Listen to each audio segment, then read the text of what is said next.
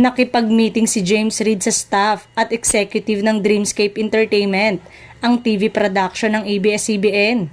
Sa Instagram, ipinasilit ng Dreamscape ang ilang larawan ng naganap na meeting.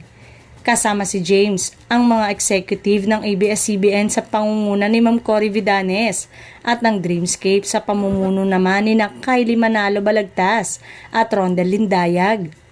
Selyado na ang pagbabalik acting ng aktor at mga awit na si James. Nitong Lunes, November 25, inanunsyo na magkakaroon muli sila ng proyekto kasama ang aktor na maaaring ipalabas sa susunod na taon.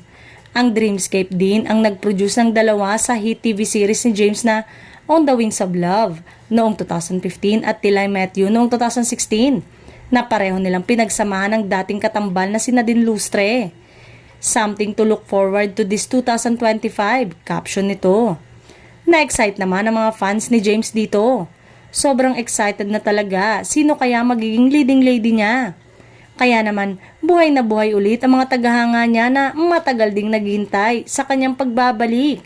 Na-miss din daw siya ng mga ito. Na-appreciate naman ng mga fans at mabuti raw ay tanggap nito na hindi talaga nangyayari ang ibang plano at okay lamang na bumalik kung saan nagsimula. Matatandang nagpahinga si James sa showbiz upang tutukan ang music career niya matapos ang hiwalayan nila ni Nadine Lustre.